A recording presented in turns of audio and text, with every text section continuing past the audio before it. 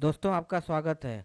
आज हम रिव्यू करने जा रहे हैं स्मर्फ, जो कि 2011 में रिलीज़ हुई थी। तो यह कहानी नीले नीले स्मर्फ की है, जो घने जंगलों के बीच में इंसान की आबादी से दूर एक स्मर्फ नगरी में रहते हैं। हालांकि दुनिया के लोग इन्हें काल्पनिक मानते हैं और बच्चों की इमेजिनेशन और किताबों तक ही सीमित रखते हैं, लेकिन कहानी के लेखक इससे डिफर करते हैं। कहानी की शुरुआत में हमें दो हंस की जोड़ी स्मर्फ को लेकर आसमान में उड़ते हुए दिखाई देते हैं। तभी एक जादुई दरवाजा खुलता है और स्मर्फ उसके अंदर एंट्री कर लेते हैं। यह एक स्मर्फ नगरी है जहाँ पर स्मर्फ ब्लू मून फेस्टिवल की तैयारी कर रहे हैं। लोग डांस रिहर्सल करने में बहुत खुश है। उनकी यह खुशी कुछ समय के लिए रहती है, क्योंकि वहाँ पे क्लमजी नाम का लड़का आता है और डांस रिहर्सल के चक्कर में सब कुछ तहस नहस कर देता है। हालांकि उसे डांस रिहर्सल में एंट्री नहीं दी जाती है, क्योंकि वह डांस कम और तोड़फोड़ ज्यादा करता है।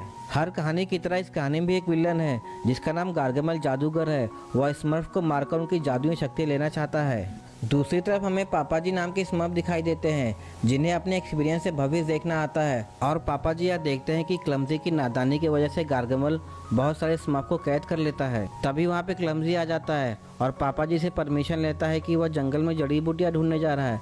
पापा जी उसे कहते हैं कि स्मर्फ नगरी के अंदर ही रहे और उसके बाहर न जाए, लेकिन वह पापा जी की बात नहीं मानता है और जड़ी बूटी की तलाश में स्मर्फ नगरी के बाहर चला जाता है, जहाँ पर उसे गार्गमल देख लेता है। गार्गमल उसका पीछा करता है, लेकिन वह अपने जादुई दरवाजे के थ्रू स्मर्फ नगरी के अंदर चला आता है। क्लमजी के इस नादानी पर गार्गमल को उनके सीक्रेट लोकेशन के बारे में पता चल जाता है, इसलिए गार्गमल स्मर्फ नगरी में एंट्री करता है और स्मर्फ को पकड़ने के चक्कर में सब कुछ तहस नहस करने लगता है। तभी पापा जी सायरन बजाकर सभी स्मर्फ को जंगल की तरफ भागने को कहते हैं और गार्गमल को अपनी बातों में उलझाकर उसे एक ट्रैप में फंसा लेते हैं। क्लमजी यहाँ भी गलत दिशा में भागने लगता है। तभी पापा जी और उसकी टीम गट्सी, स्मर्फेट, ब्रेनी और ग्राउची उसे बचाने के लिए उसके पीछे भागने लगते हैं। आगे जाकर क्लमजी पहाड़ से गिरने वाला होता है। तभी पापा जी और उसकी टीम उसे पकड़ लेते हैं, लेकिन सामने से एक पानी का बाउंडर आता है और सभी को शक कर लेता है, जिससे उन्हें इंसानों की दुनिया में बाहर लेके चला जाता है। उन्हें देखकर गार्गमल भी उनके पीछे पीछे इंसानों की दुनिया में चला आता है।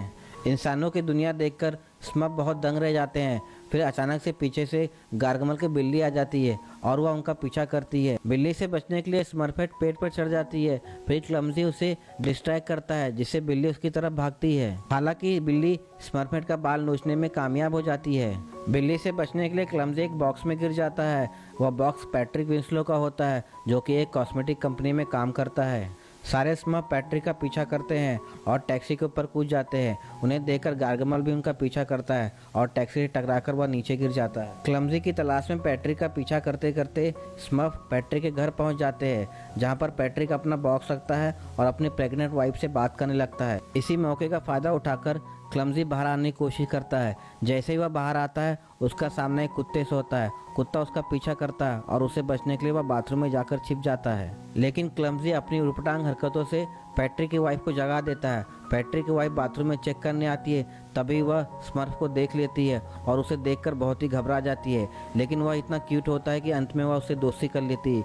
यहाँ पे पैट्रिक भी स्मर्फ को देखकर बहुत ही घबरा जाता है और फाइटिंग करने लगता है, लेकिन कुछ देर बाद सभी लोग उससे दोस्ती कर लेते हैं। दूसरी तरफ हम देखते हैं कि गार्गमल स्मर्फेट के नोचे हुए बाल से एक जादुई सिरप बनाता है और वह सिरप अपने अंगूठी में कैद कर लेता है। हालांकि वह सिरप बहुत ही स्मॉल क्वांटिटी में होता है। कहानी के दूसरे हाफ में हम देखते हैं कि पापा जी पैट्रिक को अपने इंसान की दुनिया में फंसने के बारे में बताते हैं और कहते हैं कि जब तक आसमान में नीला चांद नहीं दिखाई देगा, तब तक वह जादुई पोर्टल नहीं खुलेगा और वह लोग अपने दुनिया में नहीं जा पाएंगे। नीले चांद के लिए उन्हें एक जादुई मंत्र चाहिए और साथ में दूरबीन भी, इसलिए वह पैट्रिक से दूरबीन की डिमांड करते हैं, लेकिन पैट्रिक के पास दूरबीन तो होता नहीं है।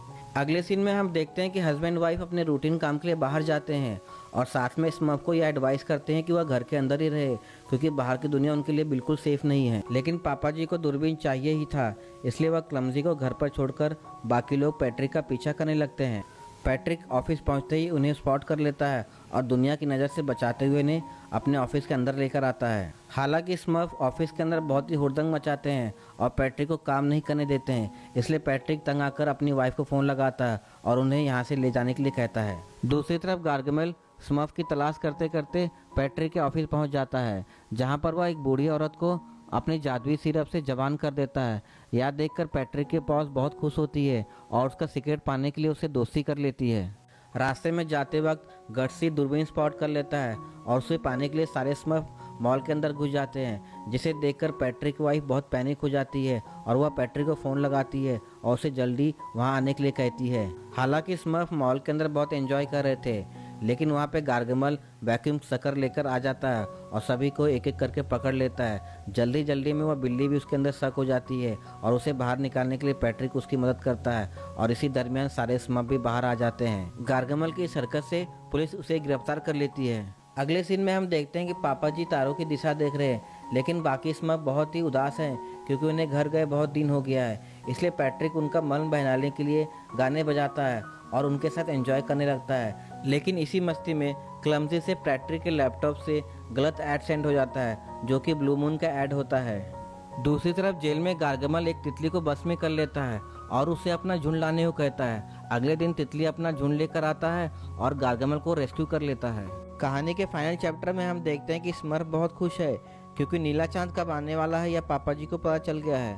तभी स्मर्फेट को खिड़की के बाहर बिलबोर्ड पे नीला चांद दिखाई देता है और वह कहती है कि जब हमें नीला चांद अभी दिख रहा है तो रात का वेट क्यों करना है। स्मर्फेट की बात सुनकर पैट्रिक खिड़की की तरफ जाता है और बिलबोर्ड पर गलत ऐड देखकर बहुत गुस्सा करता है। वह सभी से इसके बारे में पूछता है। तभी क्लमजी अपनी गलती मानकर उससे माफी मांगता है, लेकिन पैट्रिक को उस पर बहुत गुस्सा आता है। हालांकि पैट्रिक की वाइफ किसी तरह से उसे शांत कराती है, लेकिन शहर के सभी बिलबोर्ड पर ब्लू मून का ऐड दिखाई देता है। इसलिए उसकी बॉस उसे फिक्स करने को कहती है, नहीं तो पैट्रिक को फायर कर दिया जाएगा। दूसरी तरफ जादुई मंत्र की तलाश में स्मर्फ की टीम ओल्ड लाइब्रेरी में जाती है और जैसे ही वो जादुई मंत्र की किताब खोलते हैं वहाँ पे गार्गमल आ जाता है। गार्गमल उन पर हमला करता है, लेकिन पापा जी अपने आप को सेक्रीफाइस करके बाकी स्मर्फ को मंत्र लेकर वहाँ से चले जाने को कहते हैं ताकि वह सही समय पर नीले चांद को एक्टिवेट कर सके। साथ में यह भी एडवाइस करते हैं कि पापा जी को बचाने के लिए दोबारा वो लोग यहाँ पर ना आए। घर पहुँचने पर यह घटना पैट्रिक को बताया जाता है।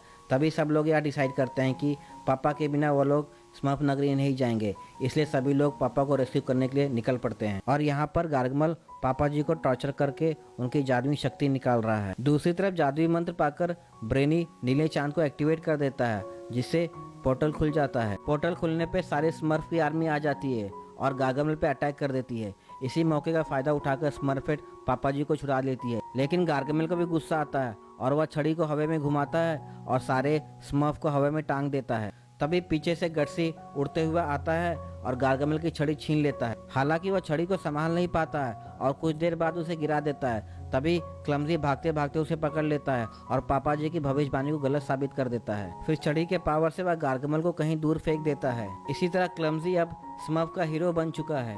मूवी के आखिरी सीन में हम देखते हैं कि स्मर्फ अपनी नगरी में वापस जा रहे हैं। जाते जाते वह पैट्रिक और उसकी वाइफ को इमोशनली अलविदा कहते हैं। कुछ देर बाद पैट्रिक को उसकी बॉस का फोन आता है और उसे नौकरी में प्रमोशन की बात करती है, जिससे पैट्रिक और उसकी वाइफ बहुत खुश हो जाते हैं। इसी तरह मूवी की हैप्पी एंडिंग होती है। दोस्तों, आपको यह मूवी कैसी लगी प्लीज कमेंट करके बताएं। वीडियो को शेयर और लाइक जरूर करें। Thank you.